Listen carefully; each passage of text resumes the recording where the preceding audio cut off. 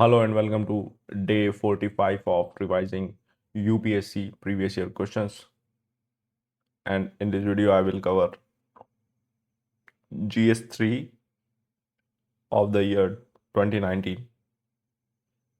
And as you can see, the first half of UPSC CSE 2026 is done. And if you go through the previous year question papers, not previous year question paper, I mean, if you go through this year questions paper, you will find that if you had gone through the previous year question papers, the answer to answer all of the papers GS1, 2, 3, and even 4 is much easier. Now, in my personal opinion, the cutoff will go a little bit higher in these years of mains, because if you see the question papers, all the question papers are relatively like answerable, easy, you can say. Easy is not the correct word in UPSC, but relatively, if you compared with the other years previous year question papers, so they are answerable. I mean, in my opinion, I didn't see any question in any of the paper GS1, 2, 3, because I'm not considering 4 because it is related to like ethics, and in ethics also this year they ask like case-based study type questions in even in theoretical questions, like more of a applied thing. But in GS1, 2, 3, if a serious aspirant is writing mains, which like not all are serious, let me tell you this, even who are writing mains, so they are, if any serious attempter writing the exam, he or she is aware of whatever they ask in the question paper, right? There is no topic which I found like it is out of the box, or it is something which is right not doable or like that, right? So that is the reason the cutoff. I am telling you this today on 24th August 2026 at 4:24 a.m. that cutoff will go on a higher side, although cutoff depends on what or how a person write the answer, or the majority write the answer, right? But I think majority of the aspirant will able to crack crack as in write all the 20 questions. And the questions are not like something which is like, oh, what they asked, not even in a single paper 1, 2, 3, 4, no. So it shows us that how important the previous year questions are.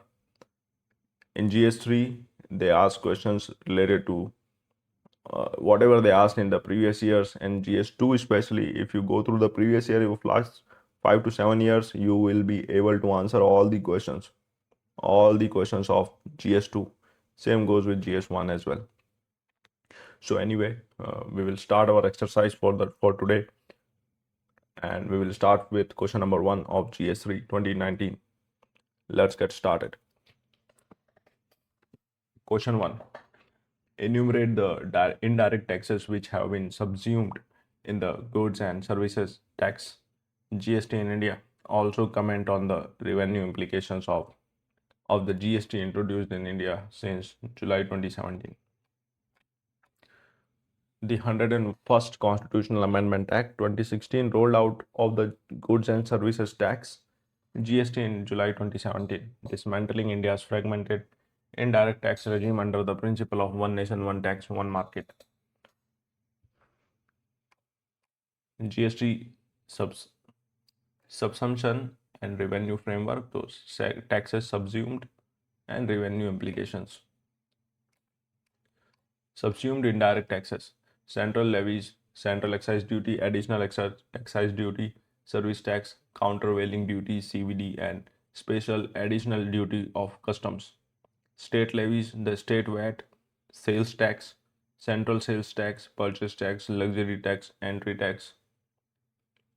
Octroi, taxes on lotteries, betting, and entertainment tax except local body levies. Revenue implications since July 2017. Revenue buoyancy and expansion. Monthly gross collections stabilized around 1.7 to 1.8 lakh crore, driven by e-invoicing, automated compliance, and digital anti-evasion audits. Elimination of cascading effect. Seamless input tax credit ITC flow lowered. supply chain tax on tax friction, formalization of the economy, GST registrations, thresholds integrated millions of informal enterprises into formal tax nets, fiscal drag on states, 5-year revenue compensation dependency ended in 2020 and rate rationalization delays, constrained fiscal subnational fiscal autonomy. GST restructured indirect taxation, rationalizing the multi-tier rate slab structure remain key to sustaining long-term fiscal buoyancy. You might think that if the question is asked in 2020, why it is written in 2022? Because the answer is according to the most recent information. So it will be helpful for the next attempt. Question 2. Do you agree with the view that steady GDP growth and low inflation have left the Indian economy in good shape? Give reasons in support of your arguments. India's macroeconomic stability, characterized by resilient 6.5 to 7% GDP growth and inflation within the RBI's 4% plus minus 2% target band, reflects strong fundamentals, though structural distributional challenges disqualify this balance. Macroeconomic balance versus structural realities. So, strength, resilient fundamentals, and structural stress points. Arguments in support of good shape, macroeconomic stability, and resilience. Solid GDP expansion anchors India as the fastest growing major economy, underpinned by robust public infrastructure, capital expenditure, union budget. Clean balance sheets. The twin balance sheet issued resolved into a twin balance sheet advantage with low corporate debt and historic low non-performing assets, NPS less than 3%. Contain inflation. The RBI's flexible inflation targeting framework stabilized core CPI, preserving real purchasing power. Counter arguments, underlying structural pressures, K-shaped recovery and consumption inequality. Wealth concentration limits consumption growth, creating divergence between premium retail and rural real wage demand, job quality and informality.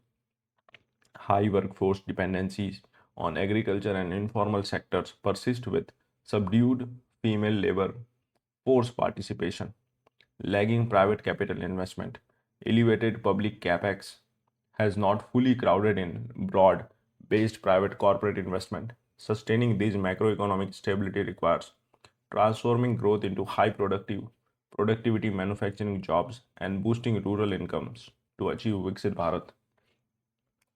Question 3. How far is integrated farming system helpful in sustaining agricultural production? An integrated farming system combines multiple interrelated agricultural enterprises, crops, livestock, aquaculture, agroforestry, and apiculture on a single farm holding, maximizing biological resource recycling and climate resilience. So, integrated farming system IFS cycle: crop fodder, livestock, poultry, manure, biogas, organic soil input, pond water, fish, etc. So this is the diagram. You can go through this. I'll make it short for you. So this is the flow diagram. You can see this is for making more like picture memory. So integrated crop, livestock, fish system. So it is a cycle like crop field, then cattle shed, then biogas composite, then fish pond, and then again, right? So it is like that.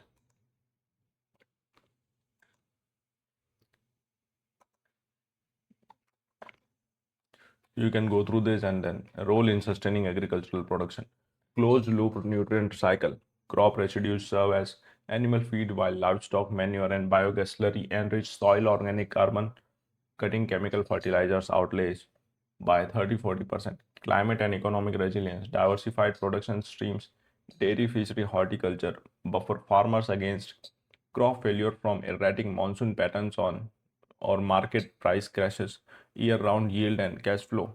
Unlike monoculture, integrated components provide continuous income and balanced household nutrition, advancing SDG 2 zero hunger. Optimizing land and water productivity, complementary systems. Example, paddy cum fish farming maximize yield per cubic meter of water and unit land area. Implementation challenges: high initial capital requirements for micronutrients, technical skill deficit among smallholders, and cold storage infrastructure gaps. Scaling IFS under schemes like the National Mission for Sustainable Agriculture (NMSA) is vital to securing smallholder profitability and long-term ecological sustainability. Question 4. Elaborate the impact of National Watershed project in increasing agricultural production from water-stressed areas. The National Watershed project, supported through the World Bank Assisted Reward Scheme and PMKSY Watershed Development Component, restores degraded rain-fed topographies by integrating soil moisture conservation, rainwater harvesting, and sustainable land management. Watershed interventions in dryland belts, so ridge to valley soil work, micro water storage, and crop diversification. So you can go through this.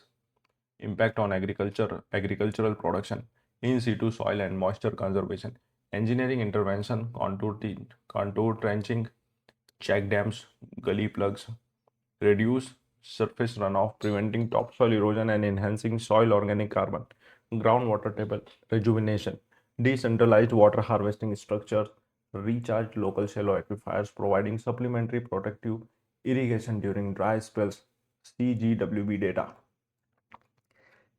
Enhanced cropping intensity, converting single cropped drylands into double cropped parcels, boost cropping intensity by 20-30% in rain-fed zones. Crop diversification, reliable supplementary irrigation enables farmers to transition from drought vulnerable monocultures to high value pulses, oilseed, and climate resilient millets. Sri and drought resilience buffer rain fed farm belts covering 50% of India's net sown area against climate vulnerability. Watershed development provides a scalable model for rainshed resilience, transforming water stressed ecosystem into productive agricultural regions. SDG 6 and 15. Question 5. How was India benefited from the contributions of Sir M. Visvesvaraya and Dr. M. S. Swaminathan in the fields of water engineering and agricultural science, respectively? Sir M. Visvesvaraya and Dr. M. S. Swaminathan provided engineering and scientific foundation that secured India's water infrastructure industrial water infrastructure and national food sovereignty. Now look this. I will consider these as a tough question. Why? Because you need to know about these scientists, right? And if you didn't know, so you cannot answer, right? So it is a tough question, man. But these kind of questions are not in this exam in 2026. Pioneers of national resilience. So Visvesvaraya and Swaminathan. You can go through this. Maybe they were in current affair that time. Contributions of Sir M. Visvesvaraya. Water engineering. Automated sluice gate innovation. Patented automated weir floodgates installed at Khadak, Vasla, and Tigra dams, optimizing reservoir storage without raising dam wall heights. Modern reservoir architecture, designed the historic Krishna Raja Sagar KRS Dam on the Kaveri, securing irrigation across the Deccan and powering the Shiv Shivana Samudra hydroelectric station. The block system of irrigation prevented waterlogging and misuse in canal distribution networks. Contributions of Dr. M. S. Swaminathan, agricultural science, architect of the Green Revolution, introduced semi-dwarf, high-yielding Mexican wheat strains adapted to Indian agroclimate conditions, ending ship-to-mouth dependency. National Commission on Farmers recommended fixing minimum support prices at C2 plus 50%, shaping national agricultural pricing policy. Evergreen Revolution, advanced ecological farming, biofortification, and mangrove genetic resources conservation to counter climate impacts. Their pioneering scientific legacies continue to anchor India's water security, agricultural self-reliance, and long-term socio-economic resilience. Question 6: what is India's plan to have its own space station, and how will it benefit our space program? Under the Indian Space Research Organization extended roadmap, India plans to establish the Bharatiya Antariksh Station (BAS) in low Earth orbit by 2035, transitioning from single exploratory missions to a sustained human presence in space. India's roadmap and core benefit: Bharatiya Antariksh Station, modular assembly, microgravity R&D, deep space springboard. So 20 to 40 ton LEO station via next gen launcher and an NGLV, microgravity R&D, biomedical material and pharmaceutical synthesis, foundational gateway for manned moon landings. So 2040, by 2040 I mean. The BAS roadmap: a modular 2040 ton orbital outpost orbiting at 400-kilometer altitude, approx 400-kilometer altitude, supported by the Gaganyaan human spaceflight program, automated docking systems, PEDX, and the next generation launch vehicle, NGLV. Strategic benefits to the space program: microgravity research enables long duration scientific experiments in stem cell biology, protein crystal growth, advanced materials, and space medicine. Deep Space Gateways serves as a test bed for life support system, ECLSS, and fueling protocols required for targeted lunar landings by 2040. Commercial space economy: boost the domestic aerospace industry under in space by opening private orbital payload operation. The Bharatiya Antariksh Station secures India's technological sovereignty, cementing its position alongside elite spacefaring nations in long duration human spaceflight. Question 17: coastal sand mining, whether legal or illegal, possesses one of the biggest threats to our environment. Analyze the impact of sand mining along the Indian coast, citing specific examples. Coastal sand mining involves the extraction of beach and nearshore silica and heavy mineral sands, monazite, limonite. Unregulated extraction disrupts dynamic coastal geomorphology and violates the Coastal Regulation Zone (CRZ) framework. Impact along the Indian coastline. So coastal sand mining threat matrix, so geomorphological destruction, saline aquifer intrusion in ecosystem and habitat loss. Accelerated coastal erosion, sand removal depletes the natural littoral drift budget, causing acute beach loss. Example: severe coastal erosion in Kollam and Alapuzha, Kerala. Saline water intrusion, flattening natural beach sand barriers allows seawater into adjoining coastal freshwater aquifers, contaminating local drinking and agricultural wells. Example: Tamil Nadu's Thoothukudi belt. Marine habitat degradation destroys critical nesting grounds of endangered olive ridley turtles. Example: Odisha's Gahirmata coast and beaches in North Goa. Loss of disaster buffer, stripping natural dunes removes the first line of defense against cyclones, storm surges, high tidal swells, and tsunamis. Balancing development with coastal ecology demands strict CRG enforcement, satellite-based mining surveillance, and substituting natural sand with sustainable manufactured sand, AM sand. Question 8: vulnerability is an essential element for defining disaster impacts and its threat to people. How and how and in what ways can vulnerability to disasters be characterized? Discuss different types of vulnerability with reference to disaster.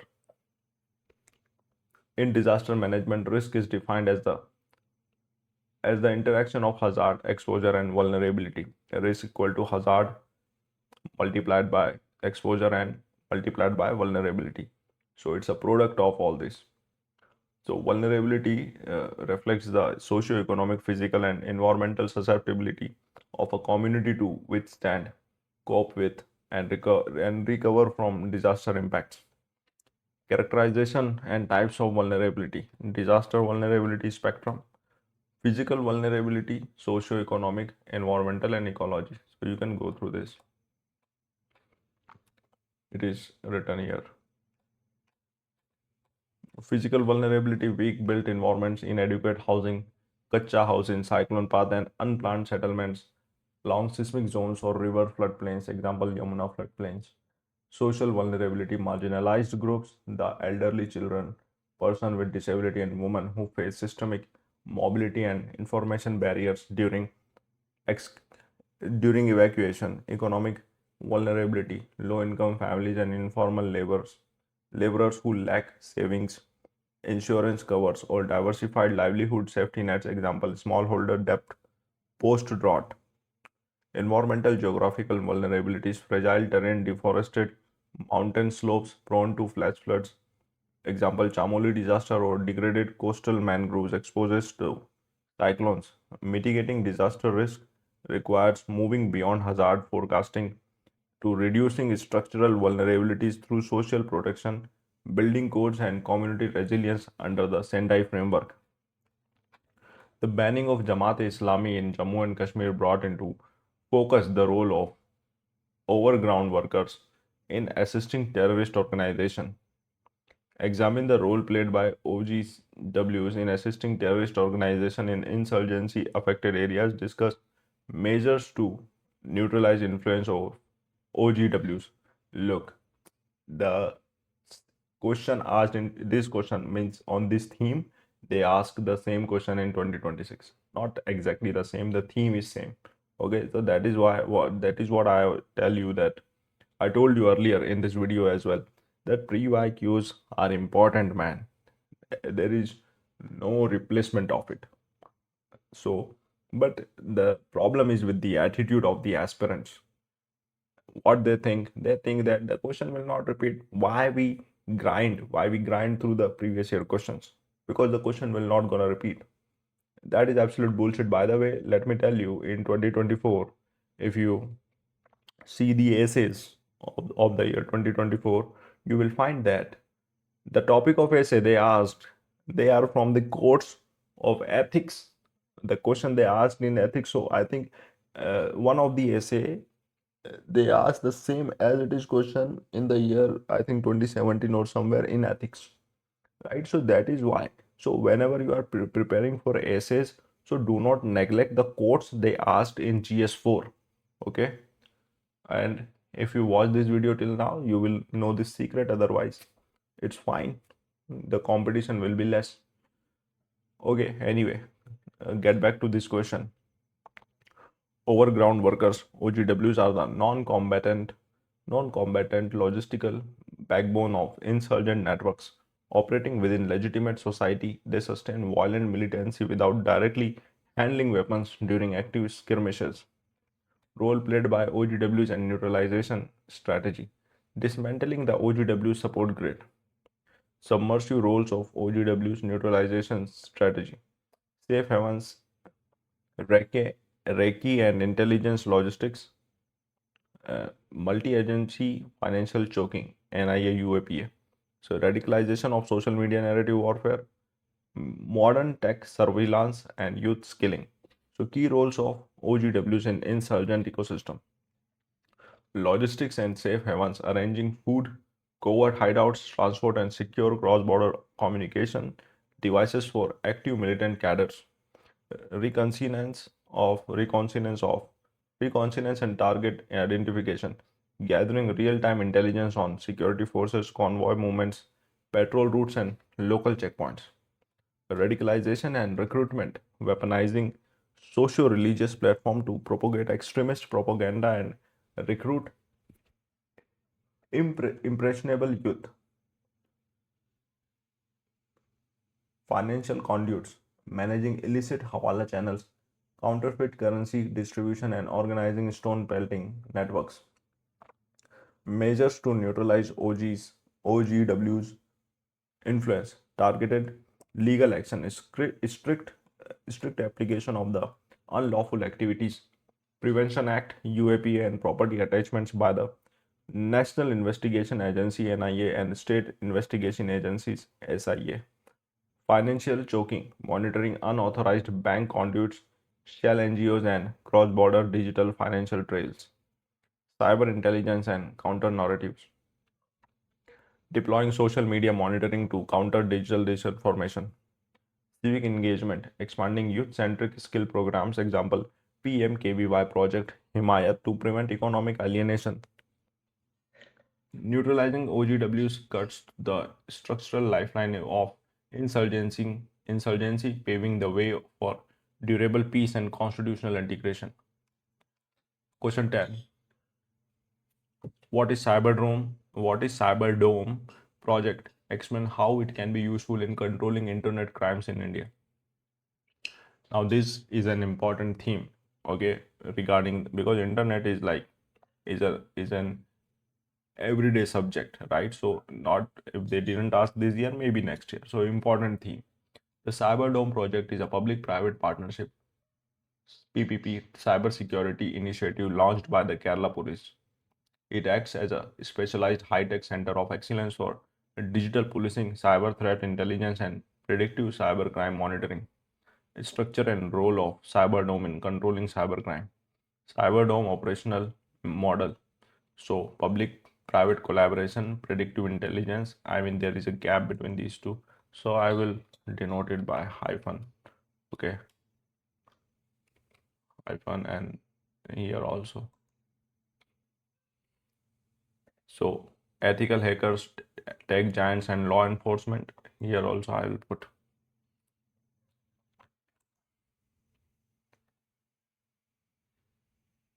AI-based darknet crawling and child abuse, ransomware, ransomware and financial UPI fraud. So this is like this: public-private collaboration, ethical hackers, tech giants, and law enforcement interface, predictive intelligence, AI-based darknet crawling, and social media sentiment mining, specializing crime tracking, countering child abuse, ransomware, and financial UPI fraud. PPP-driven technical expertise integrates ethical hackers, cybersecurity firms, and academic researchers with law enforcement to bridge the technology gap in policing. Darknet and deep web surveillance deploys automated web crawlers to monitor illegal contraband, trafficking, cryptocurrency laundering, and weapon sales, curbing child sexual abuse material, uses automated hashing and facial recognition technologies. Example Project P Hunt to identify and dismantle online child exploitation networks, combating financial and ransomware frauds, provides real time threat advisories, phishing, domain takedowns, and digital forensics to safeguard banking infrastructure and UPI networks. Predictive cyber policing employs big data, analytics, and natural language processing to monitor cyber radicalization and digital extortion syndicates. Cyberdome provides a scalable tech-driven framework for modern policing. Replicating this model across state forces will enhance India's border cybersecurity architecture under the I4C framework. Question 11. It is argued that the strategy of inclusive growth is intended to meet the objectives of inclusiveness and sustainability together. Comment on this statement. Inclusive growth, again, like they ask a question regarding this as well in the current exam. Financial inclusion, related to financial inclusion. Okay, so see, you can see, man, look, when we start the preparation, we think like we will do it in first attempt or second attempt, and we do not cross the required threshold. Okay, but once we go through everything and grind, then the things will become easy. So inclusive growth refers to economic expansion that creates broad-based opportunities across socio-economic strata while distributing dividends equitably, rather than treating social equity and ecological sustainability as trade-offs. Contemporary development strategy positions them as mutually reinforcing pillars. As digit 8 and 10. So inclusive and sustainable growth nexus, dimension of inclusiveness. dimension of sustainability, so decoupling output from carbon emission, natural carbon preservation and all, climate resilience, reducing Guinea wealth, financial and all of this. You can go through this. Meeting inclusiveness and sustainability together, human-centric capital and decent work, investing in public health, foundational education, NEP, and social protection expands capability sets, Amrita Sen's approach, preventing demographic marginalization, formalizing informal labor ensures living wages and occupational safety nets, reducing structural poverty. Ecological stewardship for the vulnerables. Marginalized groups bear the brunt of environmental degradation, water shortages, air pollution, promoting sustainable agriculture. PM Kusum, natural farming, preserves topsoil and groundwater while cutting input cost for smallholders. Renewable energy transition as an equalizer. Decentralized green energy, solar microgrids, rooftop PVs, and PM Surya Ghar provides clean, affordable electricity to remote rural households, driving local micro enterprises without fossil pollution.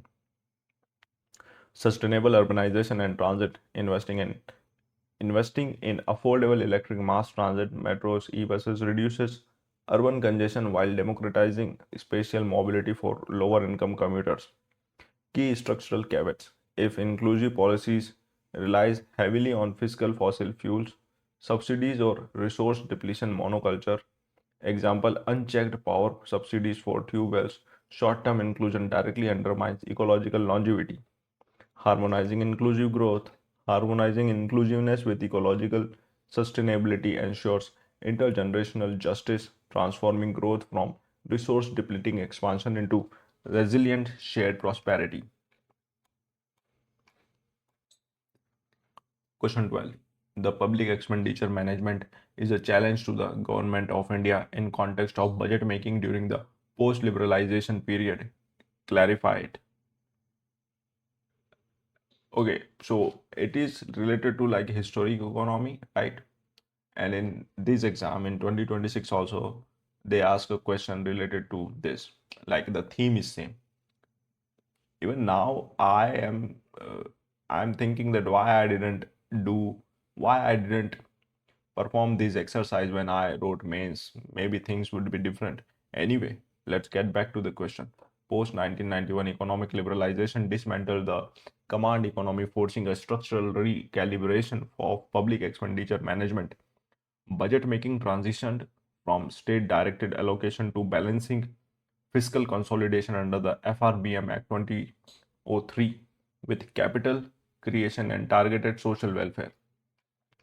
Public expenditure constraints, so committed revenue outlays, fiscal deficit targets, capex multiplier needs, so interest payments, pension, and open-ended food fertilizers, FRBM mandate 3 to 4.5% GDP versus exogenous macro shocks, crowding in private investment via quality infrastructure. So core challenges in post-liberation PEM, high inelastic committed expenditure, a substantial portion of revenue receipt is logged into mandatory non-developmental outlays, interest payment 24%, approx 24% of budget, defense expenditures, civil pensions and public administration costs, subsidy rationalization versus welfare mandates, managing open-ended revenue subsidies of on food, NFSA, PM, GKAY and chemical fertilizers, urea, DAP, limits fiscal headroom required for developmental capital formation. FRBM Act constraints and deficit management, strict statutory fiscal deficit glide paths, limit the state's counter-cyclical borrowing capacity during macroeconomic shocks, example global recession, commodity inflation, quality of expenditure, capex versus revex, shifting the expenditure mix towards gross capital formation. Roads, rail, logistics has a high economic multiplier, 2.5 times compared to the revenue spending like 0.9, but requires curbing populist revenue outlays, encasing committee recommendations. Off-budget borrowings and transparency, historical reliance on off-budget financing via public sector entities like FCI, complicated true fiscal deficit transparency through recent budgets have moved to bring these onto the formal ledger. Modern PEM requires institutionalizing outcome-based budgeting, zero-based rationalization of centrally sponsored schemes, and targeting capital investments to sustain macroeconomic stability. Question 13. What are the reformative steps taken by the government to make food grain distribution system more effective? The targeted public distribution system under the National Food Security Act (NFSA) 2013 represents the world's largest food safety net, covering over 80 crore beneficiaries. To curb systemic leakages, bogus cards, and supply bottlenecks, the government has implemented comprehensive end-to-end digital and logistical reforms. So the PDS reformative architecture, biometric authentication, universal portability, logistic modernization. So EPOS devices and 100% Aadhaar, seeding, eliminating ghost, one nation, one ration card, ONORC for migrant silo, storage supply chain, GPS tracking and fortification. So key reformative steps taken: digitization and beneficiary deduplication, 100% digitization of ration cards, elimination of millions of fraudulent and ghost ration cards through dynamic biometric linking, electronic point of sale EPOS devices, mandatory installation of Aadhaar enabled EPOS machines at fair price shops, FPS ensuring biometric authentication before grain dispersal, universal portability via ONORC, the One Nation One Ration Card platform enables interstate or intrastate migrant workers to lift their entitled food grains from any FPS across India using their existing ration cards. Supply chain modernization and tracking, end-to-end computerization of FCI supply chains, including online allocation, electronic weighing scales integrated with EPOS and GPS-enabled tracking of grain transit trucks. Modernization of storage through steel silos under PPP modes to eliminate open plinth post-harvest storage losses. Shantakumar Committee. Nutritional fortification. Mandatory distribution of fortified rice enriched with iron, folic acid, and vitamin B12 through PDS and PM Poshan to combat anemia and hidden hunger. These technological and institutional reforms have transformed the PDS from a leaky static supply chain into a transparent, migrant-friendly, and nutritionally enhanced food security system. SDG 2. Question 14. Elaborate the policy taken by the Government of India to meet the challenges of the food processing sector. Again, this food processing sector is, I think it's their favorite. They asked in 2019, they asked somewhere in 2020 or 21 as well, like every year, and this year also they asked a question related to this. So this is also an important theme. So you can see even in this question paper, we encountered with like 3 or 4 questions which is directly or indirectly asked in the year 2026. India is among the largest global producers of cereals, milk, fruits, and vegetables, yet processes less than 10% of its total agricultural output, resulting in massive post harvest loss, 1 lakh crore annually. Oh my god, you can quote this data. Actually, I know this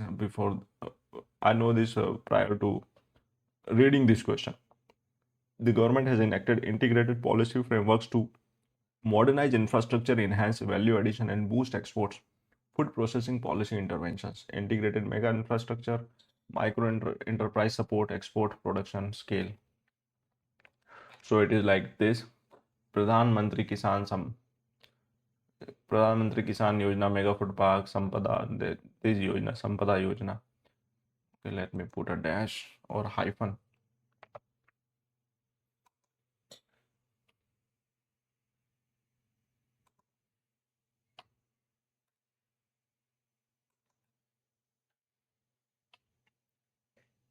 So you can go through this Pradhan Mantri Kisan Sampada Yojana, Mega Food Parks, cold storage, PM FME scheme for informal enterprise, PLI scheme for food processing as well. It is in electronics, already in electronics. Key policy interventions and structural solutions. Pradhan Mantri Kisan Sampada Yojana PMKSY, comprehensive umbrella scheme creating integrated infrastructure across the farm to retail value chain. Mega food parks providing shared processing infrastructure, testing labs and industrial plots. Integrated cold chain and preservation, minimizing perishable transit losses via refrigerated transport. Operational greens expanded from top tomato, onion, potato to all perishable fruits and vegetables, total, top to total. Formalization of micro units, PM FME scheme. PM formalization of micro food processing enterprises provides credit linked capital subsidies, common branding, and technical upscaling to informal micro enterprises, informal food micro enterprises adopting the one district, one product approach. Production linked incentive PLI scheme allocates financial incentives directly tied to manufacturing sales growth to create global Indian food champions in ready to eat products, processed fruits, and marine segments. Liberalized investment and credit framework permitted 100% FDI under the automatic route for food product manufacturing and e-commerce retail of food manufactured in India. Classified loans to food processing units as priority sector lending PSL. Targeted food processing policies reduce post harvest waste, fragment stabilize farm gate prices, double farmer incomes, and position India as a global food manufacturing hub. Question 15. How is the government of India protecting traditional knowledge of medicine from patenting by pharmaceutical companies? Biopiracy, the unauthorized patenting of traditional indigenous medicinal resources and folklore of foreign entities without benefit sharing, poses a threat to India's civilizational heritage. The Government of India has deployed legal frameworks, digital databases, and international treaty mechanisms to prevent the wrongful commercial monopolization of traditional medicine. The traditional knowledge defense system, so you can go through this digital prior art database, statutory legal bars, global treaty alignment. So this is TAKDL, translational database, section 3P, Indian patents and all. Like it it is these are separated by these hyphens and dots. Sorry, dash. So TKDL, translational database, it is over here. Available to foreign EPO PTO Act. So statutory legal bar section 3P Indian patents banning traditional cures. Global Treaty Nagoya Protocol on Access and Benefit Sharing BD Act 2002. Strategic mechanism employed. Traditional knowledge digital library established as a pioneer digital database translating ancient Indian medical system Ayurveda, Unani, Siddha, Sova, Rigpa, Yoga from Sanskrit, Arabic, and Tamil into 5 international languages: English, French, German, Japanese, Spanish. Provides international patent offices, USPTO, EPO, JPO, with accessible prior art evidence, leading to the revocation or cancellation of households of erroneous biopiracy patent claims. Example: historical cases like turmeric and neem patents. Strict statutory exclusion under the Indian Patent Act 1970. Section 3P explicitly specifies that an invention which is essentially traditional knowledge or an aggregation of unknown properties of traditional components is non-patentable subject matter. Section 3D bars in evergreen or pharmaceutical patents without demonstrably enhanced therapeutic efficacy. Biological Diversity Act 2022. There is a question, by the way, on this biological diversity in 2026 as well. National Biodiversity Authority mandates that foreign individuals or commercial entities obtain prior approval from the National Biodiversity Authority before accessing biological resources or filing associated intellectual property. Institutionalizes access and benefit sharing protocols under the UN Convention on Biological Diversity and the Nagoya Protocol. Global Treaty Advocacy, WIPO, spearheaded the historic adoption of the WIPO Treaty on Intellectual Property, Genetic Resources, and Associated Traditional Knowledge, mandating global patent applicants to disclose the country of origin of genetic material. By combining the TKDL database with domestic statutory bars and multilateral IP frameworks, India protects its traditional medicine system from biopiracy while promoting ethical scientific research. How can biotechnology help to improve the living standards of farmers? Agricultural biotechnology applies cellular, molecular, and genetic engineering techniques to crops and livestock. It serves as a transformative catalyst to de risk farming, lower input expenditure, and raise farm gate realizations. SDG 1 and 2. So, biotechnology in agrarian transformation, yield and biotic, yield and biotic resistance, antibiotic stress resilience, biofortification. They are asking biotechnology in agriculture, right? It means they are asking the use of technology in agriculture. In this year, in 2026, they are asked, they asked innovations in agriculture. You can see the overlap. Now we saw like almost 5 questions, which is directly in 2026 from 2019. So biofortification and value. So it is written here. This nutrient dense strains and high yield dairy em, embryomix mechanism improving farmers' living standards. Lower input cost via biotic resistance, transgenic and gene edited crops, BT cotton RNA interference traits reduce dependency on expensive chemical pesticides, cutting operational input cost and protecting farm health.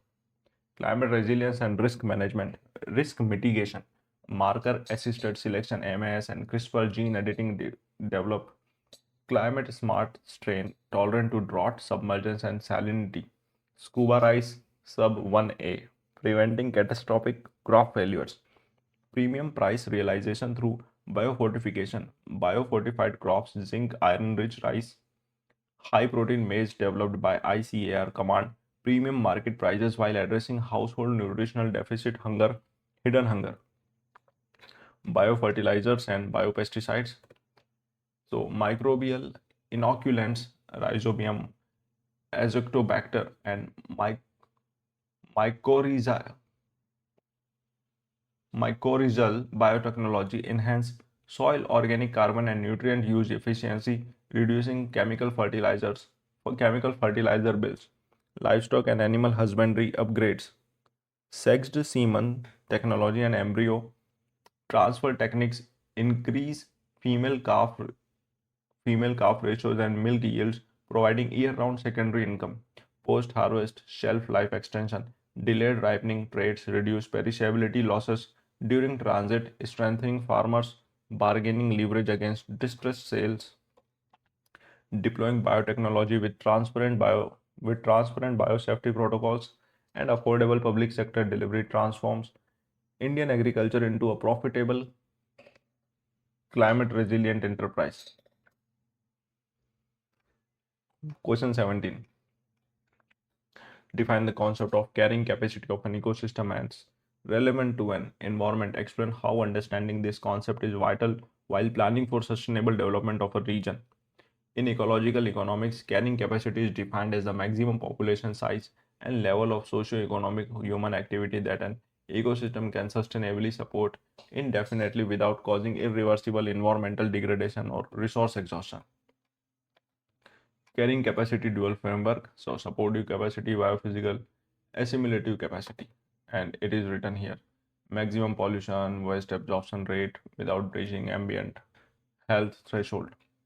Core dimensions of carrying capacity, supportive capacity, the regenerative limit of natural resources stocks, groundwater recharge, forest biomass, arable land, assimilative capacity, the ability of environmental sinks, atmosphere, rivers, soils to absorb and neutralize anthropogenic waste without ecological breakdown, vital role in sustainable regional planning, urban infrastructure and water governance, guides municipal zoning of preventing population settlements from exceeding local aquifer capacity, preventing day zero crisis in Bangalore and Chennai, eco-sensitive mountain and coastal zoning, sets quantitative ceilings for tourism and infrastructure along fragile Himalayan zones and coastal belts, preventing catastrophes.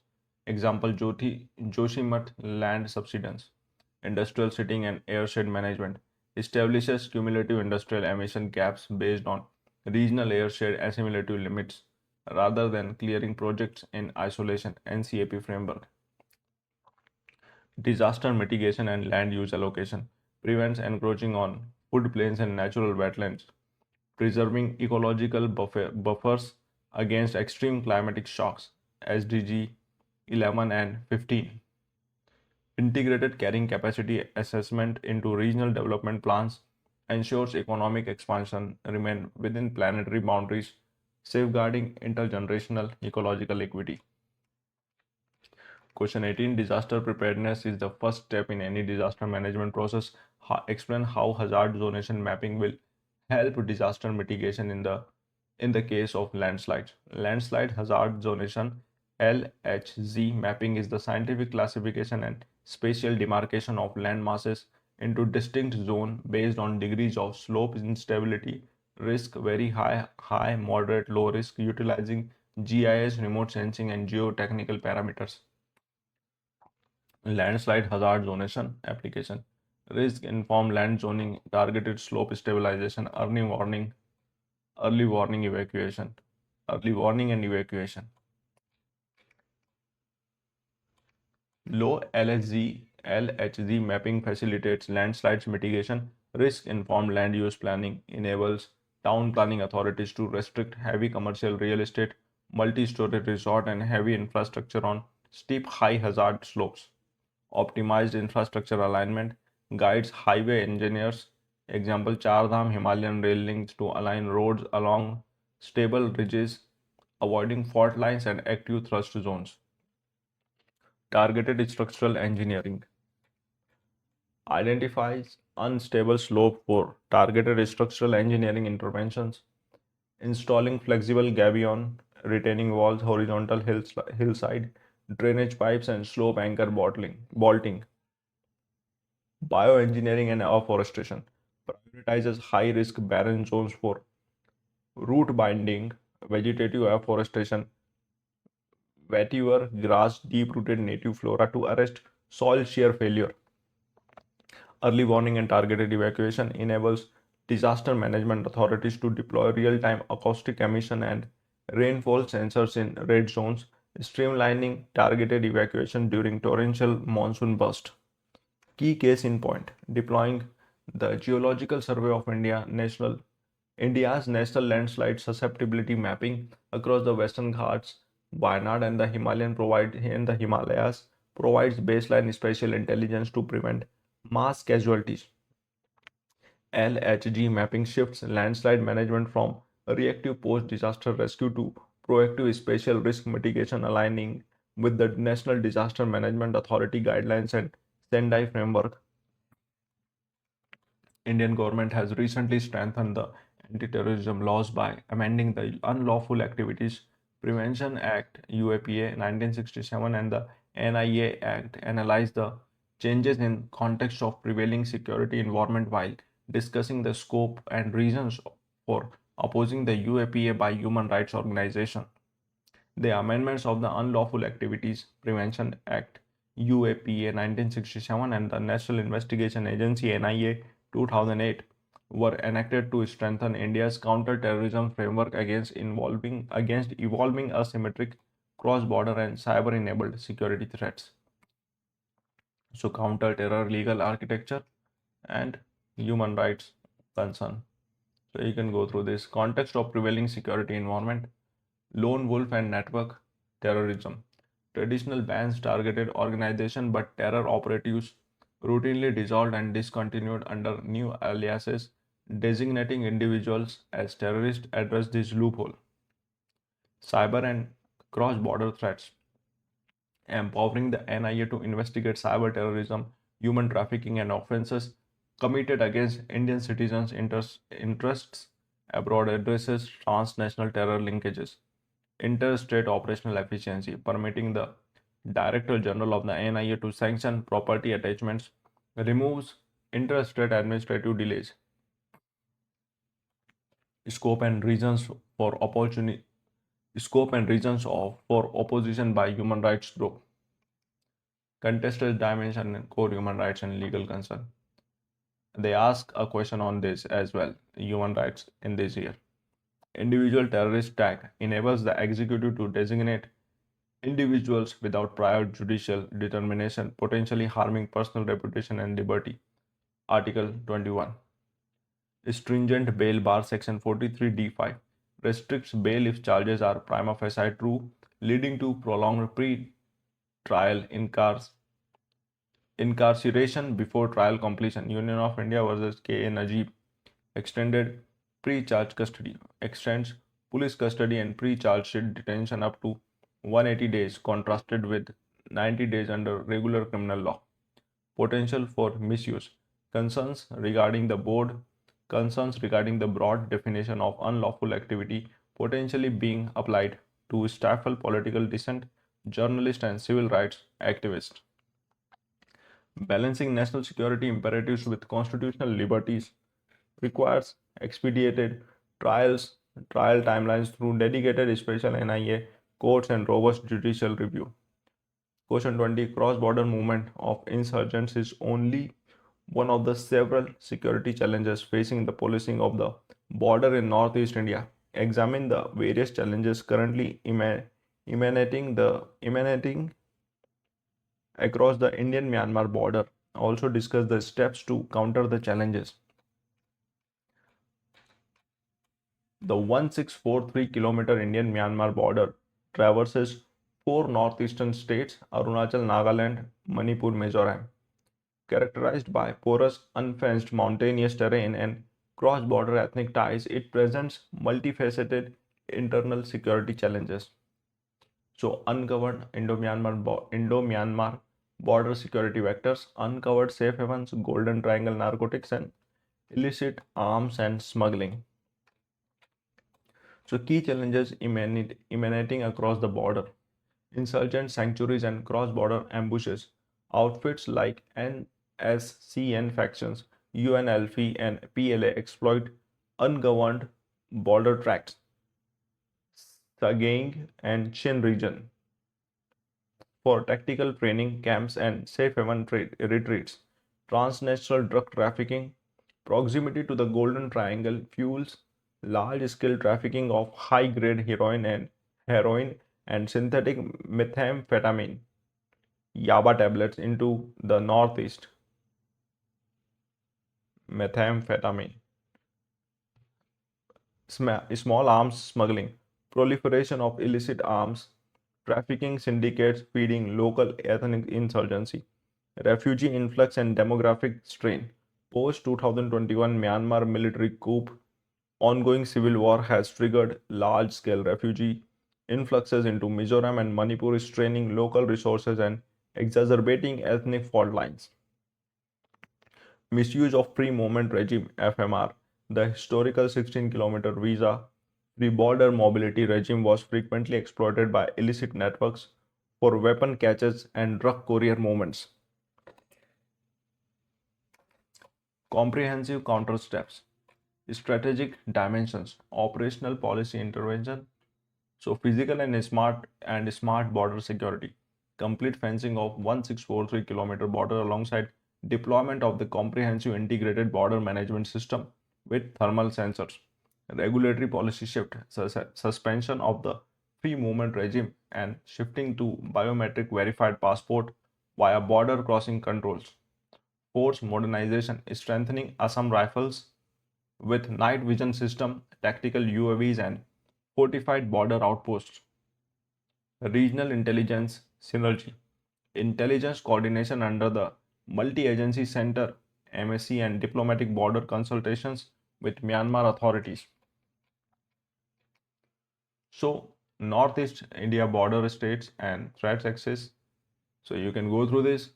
So this is Northeast, the lovely Northeast, and these are the border areas. You can see Assam is not included because it is not directly connected to the border. So these are like the states which are on alert or not on alert, which are at risk of all of this, right?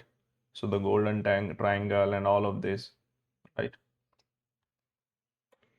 So you can go through this and you can go through the actual map from the book or anywhere. A multi-layered strategy combining physical fencing, Tech-driven surveillance and border community deployment under the Vibrant Village program is crucial to securing India's eastern frontier.